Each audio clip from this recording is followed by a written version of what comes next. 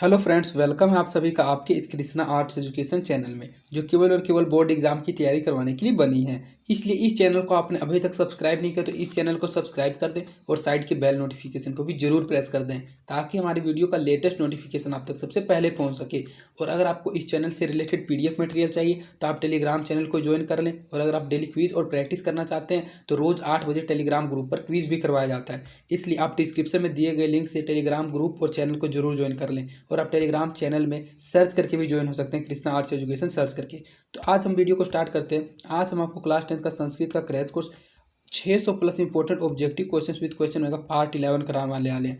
जैसा कि हमने आपको बताया था कि हम संस्कृत क्रैश कोर्स में आपको टोटल 12 क्लास कराएंगे और 12 क्लास समाप्त होते होते आपके 600 प्लस इंपॉर्टेंट ऑब्जेक्टिव क्वेश्चन भी समाप्त हो जाएंगे। और इन सभी क्वेश्चन में क्वेश्चन बैंक के भी सभी क्वेश्चन को ले लिया गया। तो ये इसका पार्ट 11 है। और अगर आपने इसका पार्ट 10 तक के वीडियो को नहीं देखा है तो आप डिस्क्रिप्शन में दिए गए लिंक संस्कृत क्रैश कोर्स के प्लेलिस्ट में जाकर इसके पार्ट 10 तक के वीडियो को भी जरूर देख लें, क्योंकि अगर आप सिर्फ 12 पार्ट को अटेंड कर लेते हैं तो आप 101% संस्कृत के एग्जाम में बहुत अच्छा स्कोर कर पाइएगा। तो चलिए इसमें पार्ट 11 में देर ना करते हुए आगे की ओर बढ़ते हैं।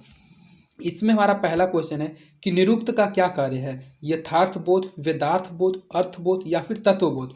तो अगर आपको इन क्वेश्चन का आंसर पहले से पता है तो आप कमेंट सेक्शन में इनका आंसर टाइप करते हुए चलिए। और अगर आपके लिए यह क्वेश्चन नया है तो इन क्वेश्चन को अच्छे से समझते हुए और याद करते हुए चलिएगा और सिर्फ इस वीडियो में लास्ट तक बने हुए रहिएगा।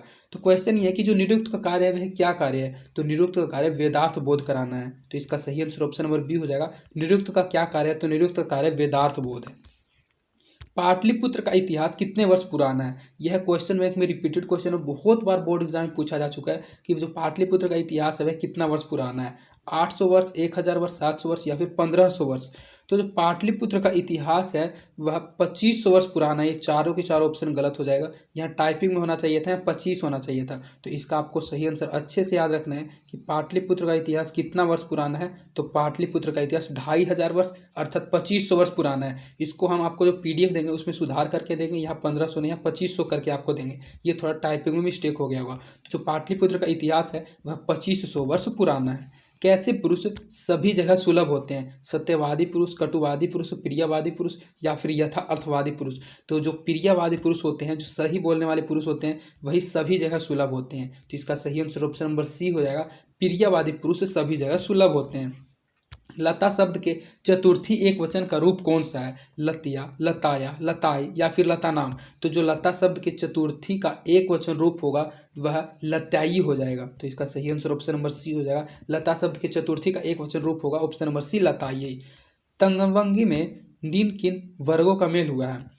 यह एक शब्द है तनवंगी। तो इसमें पूछा जा रहा है कि किन किन वर्गों का मेल हुआ है? आ जोड़ उ, अ जोड़ ये, उ जोड़ अ या फिर उ जोड़ अ। तो जो तनवंगी है, इस तंगी वनवंगी में जो शब्दों का मेल हुआ है वह सिर्फ और सिर्फ अ जोड़ उ से हुआ है, उ जोड़ अ का मेल हुआ है। तो इसका सही आंसर ऑप्शन नंबर सी हो जाएगा, उ जोड़ा। इस टाइप के क्वेश्चन में आपको अच्छे से देखना है कि तनवंगी, तो इस तनवंगी में जो वर्णों का मेल हुआ है वह उ जोड़ अ का हुआ है, तनवंगी। तो इसका सही आंसर ऑप्शन नंबर सी हो जाएगा। मंदाकिनी जो नदी है वह किस पर्वत के निकट बहती है? मल्य पर्वत के निकट, मंदार पर्वत के निकट, चित्रकूट पर्वत के निकट या फिर गृधकूट पर्वत के निकट। तो जो मंदाकिनी नदी है यह चित्रकूट पर्वत के निकट बहती है। तो इसका सही आंसर ऑप्शन नंबर सी हो जाएगा। मंदाकिनी नदी चित्रकूट पर्वत के निकट बहती है। शास्त्र मानवों को किसका बोध कराती है? हर्तव्य का, कर्तव्य का, धर्तव्य का, मानव कर्तव्य, अकर्तव्य का, फिर मंतव्य का। तो जो शास्त्र होते हैं मानव के कर्तव्य और अकर्तव्य का बोध करवाता है। तो इसका सही आंसर ऑप्शन नंबर सी हो जाएगा। शास्त्र मानवों को कर्तव्य और अकर्तव्य का बोध करवाती है। देव जोड़ तत्व से कौन सा शब्द बनेगा? मतलब जो देव जोड़ तत्व से कौन सा शब्द बनेगा? देवता, देवत्म, दावतम या फिर देवम। तो देव जोड़ तत्व से जो शब्द बनेगा वह देवता बनेगा। तो इसका सही आंसर ऑप्शन नंबर ए हो जाएगा। देवता का ही संधि विच्छेद हो जाता है देव जोड़ तत्व, तो इससे जो शब्द बनेगा वह देवता बनेगा। तो इसका सही आंसर ऑप्शन नंबर ए हो जाएगा, देवता। अघनन में कौन सी धातु है? तो किसमें कौन सी धातु है, किसमें कौन सी विभक्ति है, किसमें कौन सा लकार है? जैसे ही क्रैश कोर्स समाप्त होगा हम संस्कृत का सब्जेक्टिव क्वेश्चन भी आपको करवाएंगे पार्ट 12 के बाद, और इसका ग्रामर के वीडियो को भी लेकर आएंगे। तो अघनन में कौन सी धातु है? घन, हन, हत या फिर हव। तो अघनन, तो अघनन में जो धातु है वह हन धातु है। तो इसका सही आंसर ऑप्शन नंबर बी हो जाएगा। अघनन में कौन सी धातु है? तो अघनन में हन धातु है। अभी हम आपको जो क्वेश्चन पढ़ाते हुए जा रहे हैं सिर्फ आप इन क्वेश्चन को अभी समझते हुए चलिए, क्योंकि अगर यह क्वेश्चन में और इम्पोर्टेंट क्वेश्चन कलेक्ट करके हम आपको पढ़ा रहे हैं, तो अगर एग्जाम में यही क्वेश्चन आ गया और आप मेरे द्वारा पढ़े हुए रहिएगा तो आप 100% इन क्वेश्चन का आंसर एग्जाम में सही टिक मार के आइएगा। इसके बाद हमारा नेक्स्ट क्वेश्चन है, अजह जो टाप से कौन सा शब्द बनेगा? आजह, अजा, आजा या फिर अजान। तो अजह जो टाप से जो शब्द बनता है वह अजा बनता है, तो इसका सही आंसर ऑप्शन नंबर बी हो जाएगा, अजा। अजह जो टाप से कौन सा शब्द बनेगा? तो अजह जो टाप से जो शब्द बनेगा वह अजा शब्द बनेगा। कत्वा प्रत्यय से कौन सा शब्द बनेगा? कृत्वा, कृत्य, कर्ता या फिर श्रोता। तो जो कत्वा प्रत्यय से शब्द बनेगा वह कृत्वा बनेगा, तो इसका सही आंसर ऑप्शन नंबर सी हो जाएगा। क्री जोड़ कत्वा ही कृत्वा बनता है, तो इसका सही आंसर ऑप्शन नंबर हो जाएगा। कत्वा प्रत्यय से कौन सा शब्द बनेगा? तो कत्वा प्रत्यय से कृत्वा शब्द बनेगा। उपसर्ग में कौन सा शब्द बनेगा? मतलब इनमें से ऐसा कौन सा शब्द है जिसमें उपसर्ग है? उपसर्ग उसे कहा जाता है जो शब्द के शुरू में आता है। तो उप जोड़ कार्य हो सकता है, अप है इसमें तो अपराध, अवसाद, अपकारा। तो ये तीनों के तीनों तो लास्ट के थर्ड गलत हो गया। उपसर्ग से जो शब्द बनेगा वह सिर्फ उपकार बनेगा। उप जोड़ कार से उपसर्ग बनता है, तो इसका सही आंसर ऑप्शन नंबर हो जाएगा। उपसर्ग से जो शब्द बनेगा वह उपकार बनेगा। महिमना किस विभक्ति का रूप है? यह जो महिमना है किस विभक्ति का रूप है? द्वितीय का, पंचमी का, सप्तमी का या फिर चतुर्थी का? तो महिमना जो रूप होता है वह सप्तमी विभक्ति का रूप होता है, तो इसका सही आंसर ऑप्शन नंबर डी हो जाएगा। महिमना किस विभक्ति का रूप है? तो महिमना सप्तमी विभक्ति का रूप है। आपनोति का मूल धातु कौन सा है? जो आपनोति है इसका मूल धातु कौन सा है? आप, वान या फिर भू। तो आपनोति का जो मूल धातु हो जाएगा वह भू हो जाएगा, क्योंकि आपनोति का मूल धातु कौन सा है? तो आपनोति का जो मूल धातु होता है वह भू होता है, तो इसका सही आंसर ऑप्शन नंबर डी हो जाएगा, भू। पठितुम में कौन सा प्रत्यय है? उमुन, तुम, तुमुन या फिर इतुम। तो जो पठितुम है, पठ जोड़ तुमुन से ही पठितुम बनता है, तो इसका जो प्रत्यय हो जाएगा वह तुमुन हो जाएगा। प्रत्यय उसे कहा जाता है जो किसी शब्द के अंत में आता है, तो तुमुन, पठ जोड़ तुमुन से पठितुम बनता है, तो इसका सही आंसर ऑप्शन नंबर सी हो जाएगा, पठितुम में तुमुन प्रत्यय है। गम जोड़ कत्वा से कौन सा शब्द बनेगा? गमित्वा, गंतवा, गतवा या फिर घमत्वा। तो जो गम जोड़ कत्वा से शब्द बनता है वह गतवा बनता है, तो इसका सही आंसर ऑप्शन नंबर सी हो जाएगा, गतवा। कत्वा जो है एक प्रत्यय है और गम एक शब्द है, तो गम जोड़ कत्वा से गतवा बनता है, तो इसका सही आंसर ऑप्शन नंबर सी हो जाएगा, गतवा। विष्णु जोड़ अनु से कौन सा शब्द बनेगा? वैष्णव, विष्णव, विष्णवी या फिर विष्णुवा। तो विष्णु जोड़ अनु से जो शब्द बनेगा वह वैष्णव बनेगा, तो इसका सही आंसर ऑप्शन नंबर ए हो जाएगा, वैष्णव। गनीमा शब्द में कौन सा प्रत्यय है? यह जो गनीमा शब्द है इस शब्द में कौन सा प्रत्यय है? तो प्रत्यय उसे कहा जाता है जो किसी शब्द के आखिरी में आता है, अंत में आता है, और उपसर्ग उसे कहा जाता है जो किसी शब्द के शुरू में आता है। इसमें कौन सा प्रत्यय है? इमनिच, इमा, इमा या फिर गनी। तो गनीमा में जो प्रत्यय है वह इमनिच प्रत्यय है। संस्कृत में इसी टाइप के प्रत्यय होते हैं, सत्री प्रत्यय, सानच प्रत्यय, लटरी प्रत्यय, इमनिच प्रत्यय, ल्यूट प्रत्यय, कत्वा प्रत्यय, टाप प्रत्यय। तो इसी टाइप के प्रत्यय को आपको याद करना पड़ेगा संस्कृत के। तो गनीमा में जो प्रत्यय होता है इमनिच परिचय, तो इसका सही आंसर ऑप्शन नंबर हो जाएगा, इमनिच। प्रचार शब्द में कौन सा उपसर्ग लगा हुआ? तो हमने आपको इससे पहले बताया उपसर्ग उसे कहा जाता है जो किसी शब्द के शुरू में रहता है। तो प्रचार, परिवार इसमें तो नहीं है, पर नहीं, पर, परा। तो जो प्रचार में उपसर्ग है पर है, पर जोड़ चारा से प्रचार बनता है, तो इसका सही आंसर ऑप्शन नंबर सी हो जाएगा। प्रचार में कौन सा उपसर्ग लगा हो? तो प्रचार में पर उपसर्ग लगा हुआ है। द्रक्ष्यति किस लकार का रूप है? लट लकार का, लोट लकार का, लिट लकार या फिर विधि लंग लकार का। तो जो लकार होते हैं कुल 5 लकार होते हैं, लट लकार, लोट लकार, लिट लकार, विधि लंग लकार और लंग लकार। तो यह जो द्रक्ष्यति है यह सिंपल रूप है, ती तह अंति। तो द्रक्ष्यति जो है वह लिट लकार का रूप है, तो इसका सही आंसर ऑप्शन नंबर सी हो जाएगा, लिट लकार का। द्रक्ष्यति किस लकार का रूप है? तो द्रक्ष्यति लिट लकार का रूप है। ऐसा किस शब्द का रूप है? यह जो ऐसा है यह किस शब्द का रूप है? एतत, एत, तत्, अदस या फिर अस्मद। तो यह जो ऐसा है यह एतत शब्द का रूप है, तो इसका सही आंसर ऑप्शन नंबर ए हो जाएगा। ऐसा किस शब्द का रूप है? तो ऐसा एतत तत् का रूप है।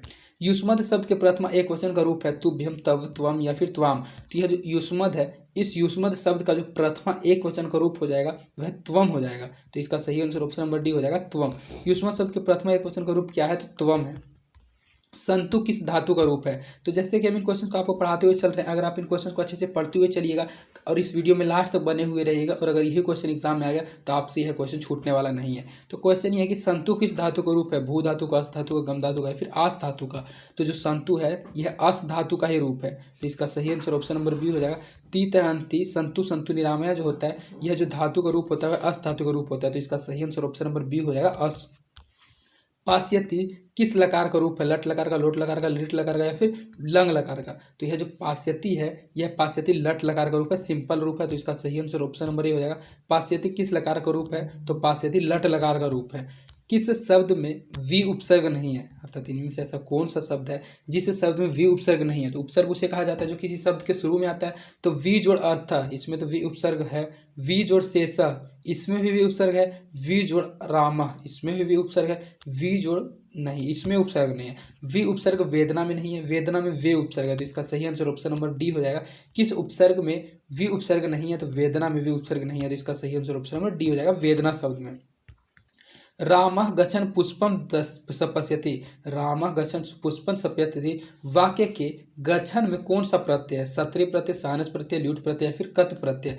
तो जब इस टाइप का संस्कृत वाला आपका लैंग्वेज होगा और उसमें प्रत्यय पूछेगा तो उसमें ज़्यादातर सत्री प्रत्यय होता है। तो इसमें भी सत्री प्रत्यय है। तो इसका सही आंसर ऑप्शन नंबर हो जाएगा सत्री। रामः गच्छन् पुष्पम सपश्यति में जो प्रत्यय है सत्री प्रत्यय। गम जोड़ तव्यत से कौन सा शब्द बनेगा? गंतव्यम, गमनीयम, गम्यम या फिर गतम? तो गम जोड़ तव्यत से जो शब्द बनता है गंतव्यम बनता है। तो इसका सही आंसर ऑप्शन नंबर ए हो जाएगा। गम जोड़ तव्यत से जो शब्द बनेगा वह गंतव्यम बनेगा। अगर आपको डेली क्विज करना, अगर आपको याद किए क्वेश्चन को रिवीजन करना है तो आपको अपने मोबाइल में टेलीग्राम एप्लीकेशन को ओपन करना होगा। अगर टेलीग्राम एप्लीकेशन नहीं है तो इसको गूगल प्ले स्टोर से डाउनलोड कर लीजिए। यहाँ साइड में देखिए जो सर्च का आइकन है, इस सर्च के आइकन पर आपको टेलीग्राम में ओपन करना है। इसके बाद आपका कीबोर्ड ओपन हो जाएगा। कीबोर्ड ओपन होते ही आपको कृष्णा आर्ट्स एजुकेशन टाइप करना है। आप कृष्णा आर्ट्स लिख दीजिए, उतने में मेरा चैनल और मेरा ग्रुप आ जाएगा। तो मेरा ग्रुप देखिए 538 मेंबर का। इस पर आप जो टेस्ट कीजिएगा ज्वाइन का ऑप्शन देगा, ज्वाइन पर आपको क्लिक करना है। ज्वाइन पर क्लिक करने के बाद आपको वहाँ क्लिक करना है और उसके बाद देखिए जो ऐड मेंबर का ऑप्शन है, इस ऐड मेंबर के ऑप्शन पर क्लिक करके आपको आपके कॉन्टैक्ट्स में जितने भी टेलीग्राम यूजर्स हैं उन सभी टेलीग्राम यूजर्स को जोड़ देना है। क्योंकि अगर आप इस ग्रुप में 50+ स्टूडेंट को जोड़ देते हैं, 50+ कॉन्टैक्ट को जोड़ देते हैं तो आप हमारे चैनल और ग्रुप के प्रो स्टूडेंट बन जाएंगे। इसको जोड़ने के बाद आपको सिंपली बैक करना और आप देखिए डेली इसमें नोटिफिकेशन डाल दिया जाता है। रोज 8 बजे इसमें क्विज होता है और उस क्विज को देखकर आप डेली अपना रिवीजन कर सकते हैं। आपके याद किए क्वेश्चन को और अधिक अच्छे से याद कर सकते हैं। इसमें पहले से नोटिफिकेशन डाल दिया जाता है कि किस चीज़ का आज टेस्ट होगा और उसका पीडीएफ पहले से प्रोवाइड करवा दिया जाता है। इतना करने के बाद आपको सिंपली जो आइकन बना हुआ है इस आइकन पर क्लिक करना है। इस आइकन पर आप जब क्लिक कीजिएगा तो आप हमारे चल जाएगा चैनल में। उसके बाद आपको चैनल को ज्वाइन कर लेना। चैनल को ज्वाइन करने के बाद आपको यहाँ क्लिक करना है और नीचे जो फाइल्स का ऑप्शन दिया इस फाइल्स के ऑप्शन पर आपको क्लिक करना है। अब जैसे फाइल्स के ऑप्शन पर क्लिक कीजिएगा आपको 184 इंपॉर्टेंट ऑब्जेक्टिव क्वेश्चन के पीडीएफ मिल जाएंगे, सब्जेक्टिव क्वेश्चन के पीडीएफ मिल जाएंगे। ऐसे बहुत बेहतरीन डॉक्यूमेंट मिल जाएंगे, नोट्स मिल जाएंगे जिनको आप पढ़कर अपने बिहार बोर्ड की सिलेबस को और भी बेहतरीन बना सकते हैं। तो आप आज के आज इस टेलीग्राम चैनल को ज्वाइन कर लें और इस टेलीग्राम ग्रुप को। युवती शब्द में कौन सा स्त्री प्रत्यय है? गीप, गीप, गीन या फिर ती? तो ये दोनों तो ऑप्शन ही सेम है। तो युवती प्रत्यय उसे कहा जाता है जो किसी शब्द के अंत है। तो युवती के लास्ट में जो आ रहा है वह ती आ रहा है। तो इसमें जो स्त्री प्रत्यय हो जाएगा वह ती हो जाएगा। तो इसका सही आंसर ऑप्शन नंबर डी हो जाएगा, ती। युवती शब्द में कौन सा स्त्री प्रत्यय है? तो युवती शब्द में जो स्त्री प्रत्यय है डी हो जाएगा, ती प्रत्यय है। नारी शब्द में कौन सा स्त्री प्रत्यय है? गीप, कीप, गी या फिर ती? तो स्त्री में तो होता है ती युवती में, लेकिन जो नारी है इसमें जो स्त्री प्रत्यय होता है गीन प्रत्यय होता है। तो इसका सही आंसर ऑप्शन नंबर सी हो जाएगा। नारी शब्द में कौन सा स्त्री प्रत्यय है? तो नारी शब्द में स्त्री प्रत्यय गीन प्रत्यय होता है। त्रिभुवनम में कौन सा समास है? त्रिभुवनम में कौन सा समास है? द्वंद्व, द्विगु, तत्पुरुष या फिर अव्ययीभाव? तो आप देख रहे हैं समास में जिसके शुरू से संख्या का बोध होता है उसे द्वंद्व द्विगु समास कहा जाता है। तो इसका सही आंसर ऑप्शन नंबर बी हो जाएगा, द्विगु। कोई भी शब्द हो और उसके शब्द के शुरू वाले वाक्य से शुरू वाले उपसर्ग से आपको पता चले किसी संख्या का तो वह द्विगु समास होता है। तो त्रि में होता है तीन। तो तीन भुवन मतलब तीन भवन वाला, तीन भुजाओं वाला। तो इसका जो सही समास हो जाएगा वह द्विगु हो जाएगा। तो इसका सही आंसर ऑप्शन नंबर बी होगा, द्विगु। प्रति उपसर्ग में प्रति उपसर्ग से कौन सा शब्द बनेगा? प्रतिकारः बन सकता है, प्रीतिकारः नहीं बनेगा, प्रीति नहीं बनेगा, पर भी नहीं बनेगा। तो जो प्रति उपसर्ग से शब्द बनेगा वह प्रति जोड़ कारः बनेगा। तो इसका सही आंसर ऑप्शन नंबर ये हो जाएगा, प्रति उपसर्ग से जो शब्द बनेगा वह प्रतिकारः बनेगा। साधुनी किस विभक्ति का रूप है? द्वितीय का, चतुर्थी का, तृतीय का, फिर षष्ठी का? तो यह जो साधुना है यह साधुना चतुर्थी विभक्ति का रूप है। तो इसका सही आंसर ऑप्शन नंबर बी हो जाएगा। साधुना किस विभक्ति का रूप है? तो साधुना चतुर्थी विभक्ति का रूप है। आसन में कौन सा लकार है? लिट लकार, ल लकार, लोट लकार या फिर विधिलिंग लकार? तो जो आसन है इस आसन में ल लकार है। ल तो लकार ही नहीं होता है। हमने आपको बताया 5 प्रकार के लकार होते हैं, लट लकार, लोट लकार, लिट लकार और विधिलिंग लकार और लंग लकार। तो यह जो होगा यहाँ लट होना चाहिए था, ट छूट गया होगा टाइपिंग में। तो आसन में जो लकार है वह लट लकार है। तो इसका सही आंसर ऑप्शन नंबर बी हो जाएगा, लट लकार। संति का मूल धातु कौन सा है? आस, अस, सन या फिर ती? तो जो संति का मूल धातु होता है वह अस होता है। तो इसका सही आंसर ऑप्शन नंबर बी हो जाएगा। संति का मूल धातु कौन है? तो संति का मूल धातु अस हो जाएगा। और अगर आपने अभी तक इस यूट्यूब चैनल को सब्सक्राइब नहीं किया तो रेड बटन को दबाकर इस चैनल को जरूर सब्सक्राइब कर दें ताकि आपको ऐसी लेटेस्ट वीडियो की नोटिफिकेशन मिलती रहे। तो भवता में कौन विभक्ति है? पंचमी, तृतीया, सप्तमी या फिर द्वितीया? तो जो भवता में विभक्ति है वह पंचमी विभक्ति है। तो इसका सही आंसर ऑप्शन नंबर ए हो जाएगा, पंचमी। भवता में कौन विभक्ति है? तो भवता में पंचमी विभक्ति है। इसके बाद जो आपका क्वेश्चन आएगा वह सिलेबस बेस्ड क्वेश्चन आएगा, सिलेबस से रिलेटेड क्वेश्चन आएगा। आपका एग्जाम में 100 ऑब्जेक्टिव आएगा, जिसमें से 65 ऑब्जेक्टिव सिलेबस से रहेगा और 35 ऑब्जेक्टिव ग्रामर से रहेगा। तो अगर आप मेरे ग्वारम द्वारा पढ़ाई गई वीडियोस को देख लीजिएगा तो आप 100% एकदम अच्छा से स्कोर कर पाइएगा संस्कृत के एग्जाम में। तो हमारा नेक्स्ट क्वेश्चन है, मंगलम कान प्रकटन्ति। मंगलम किसके द्वारा प्रकट किया गया है? चाणक्य के द्वारा, भवभूति के द्वारा, महर्षि वेदव्यास के द्वारा, फिर महर्षि वाल्मीकि के द्वारा। तो जो मंगलम है प्रकट किया गया महर्षि वेदव्यास के द्वारा। तो इसका सही आंसर ऑप्शन नंबर सी होगा, मंगलम महर्षि वेदव्यास प्रकटयन्ति। उपनिषद कस्य अंतिम भागे अस्ति। जो उपनिषद है किसका अंतिम भाग है? रामायण का, लौकिक साहित्य का, वैदिक वांग्मय का, फिर आधुनिक साहित्य का। तो उपनिषद है वैदिक वांग्मय से अंतिम भागे अस्ति। उपनिषद वैदिक वांग्मय का अंतिम भाग है। तो इसका सही आंसर ऑप्शन नंबर सी हो जाएगा, वैदिक वांग्मय से। क महतो महियान अस्ति। ब्रह्मा, आत्मा, परमात्मा या फिर संसार, मतलब कौन महान है? कह महतो महियान अस्ति, कौन महान है? तो ब्रह्मा महतो महान अस्ति, सबसे महान ब्रह्मा है। तो इसका सही आंसर ऑप्शन नंबर हो जाएगा, ब्रह्मा महतो महियान अस्ति। गांधी सेतु कुत्र अस्ति, मीन्स गांधी सेतु कहाँ है? पाटलिपुत्र नगर में, पाटलिपुत्र ग्राम में, पहरपुर ग्राम नहीं, पाटलिपुत्र यहाँ भी होना चाहिए था, सासाराम नगर में या फिर बक्सर नगर में। तो गांधी सेतु पाटलिपुत्र नगरे अस्ति। गांधी सेतु एशिया महाद्वीप, एशिया महादेश का सबसे बड़ा पुल है, सबसे बड़ा सेतु है, और यह कहाँ स्थित है? तो पटना में स्थित है। तो इसका सही आंसर ऑप्शन नंबर ये हो जाएगा, पाटलिपुत्र नगरे। कुट्टिनिम काव्य से रचनाकार है। कुट्टिनिम जो काव्य है इसके रचनाकार कौन है? समुद्रगुप्त, दामोदर गुप्त, चंद्रगुप्त या फिर मेगास्थेनिस। तो कुट्टिनिम काव्य के जो रचनाकार है वे दामोदर गुप्त हैं। तो इसका सही आंसर ऑप्शन नंबर बी हो जाएगा, कुट्टिनिम काव्य से रचनाकार है दामोदर गुप्त। कस्य महापुरुषस्य जन्मस्थल पाटलिपुत्रे अस्ति। किस महापुरुष का जन्म स्थान पाटलिपुत्र है? गुरु नानकस्य, राजा राममोहन रामस्य, महावीरस्य या फिर गुरु गोविंद सिंहस्य। तो आप अच्छे से जानते हैं जो सिखों के 10वें गुरु थे गुरु गोविंद सिंह, वही तो उन्हीं का तो जन्म स्थान पाटलिपुत्र है। तो गुरु गोविंद सिंहस्य महापुरुषस्य जन्म स्थान पाटलिपुत्रे अस्ति। तो इसका सही आंसर ऑप्शन नंबर डी हो जाएगा, गुरु गोविंद सिंहस्य। कस्य राजधानी नगरम पाटलिपुत्रम अस्ति। किसकी राजधानी पाटलिपुत्र है? बिहार प्रदेश से, बिहार प्रदेश की, उत्तर प्रदेश की, मध्य प्रदेश की या फिर गुजरात प्रदेश की। तो आप अच्छे से जानते हैं, आप बिहार के रहने वाले हैं, बिहार बोर्ड की तैयारी कर रहे हैं। तो इस क्वेश्चन का आंसर तो आप अपने माइंड के अनुसार क्या क्या आपको पता ही है कि किस राज्य की राजधानी नगर पाटलिपुत्र है? तो बिहार राज्य की है। बिहार प्रदेश से राजधानी नगर पाटलिपुत्रम अस्ति। तो इसका सही आंसर ऑप्शन नंबर हो जाएगा, बिहार प्रदेश से। काव्य मीमांसा नामक ग्रंथम कह अलिखत। काव्य मीमांसा नामक ग्रंथ किसने लिखा है? राजशेखर ने, दामोदर गुप्त ने, चंद्रगुप्त ने या फिर मेगास्थनीज ने। तो दामोदर गुप्त ने तो कुट्टिनिम काव्य की रचना की थी। तो जो काव्य मीमांसा नामक ग्रंथ है इस ग्रंथ की रचना राजशेखर ने की थी। तो इसका सही आंसर ऑप्शन नंबर ये हो जाएगा, काव्य मीमांसा नामक ग्रंथ राजशेखर अलिखत। राज्ञ अशोकस्य समये अस्य नगरस्य वैभव कीदृशम् अस्ति।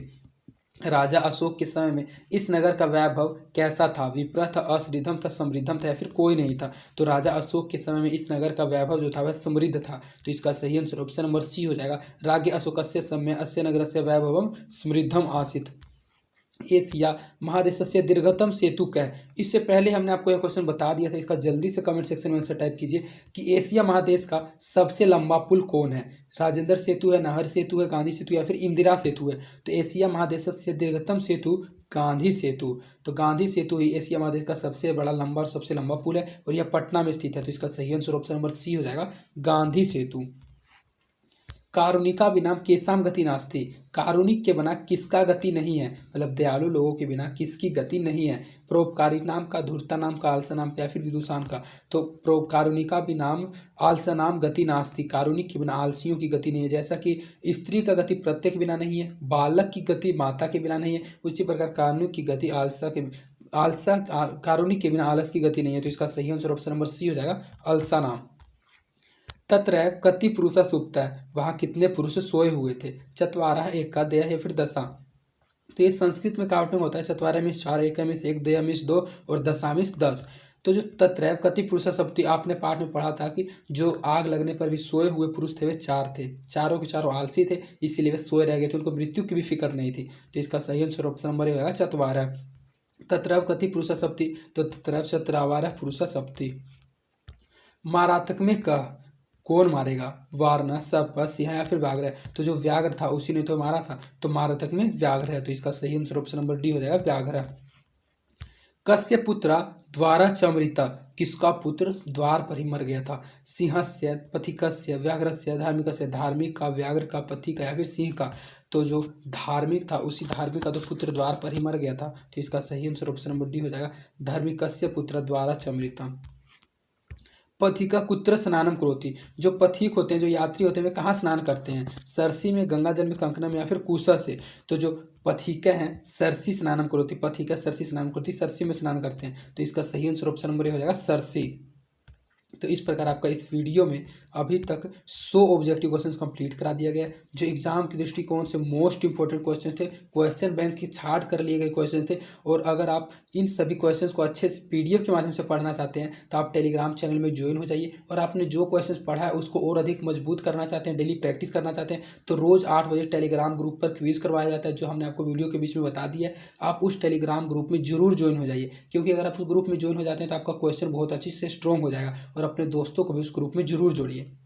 तो यह है हमारे क्रैश कोर्स का 11वां क्लास था। इसके बाद इसका एक क्लास और लाया जाएगा। और अगर आप सिर्फ 12 क्लास को अटेंड कर लेते हैं तो आप 101% संस्कृत के एग्जाम में बहुत अच्छा स्कोर कर पाइएगा। और अगर आपको किसी अन्य सब्जेक्ट का क्रैश कोर्स करना है, जैसे कि साइंस का, जैसे कि इंग्लिश का, तो आप प्लेलिस्ट में जाकर साइंस क्रैश कोर्स के प्लेलिस्ट, इंग्लिश क्रैश कोर्स के प्लेलिस्ट में जाकर उनके भी सभी वीडियोज़ को स्पीडली देख लीजिए। क्योंकि अगर आप उनके वीडियोज़ को अच्छे से देखे हुए रहेगा तो आप उन सभी चैप्टर्स में भी, उन सभी सब्जेक्ट में भी अच्छा स्कोर कर पाइएगा।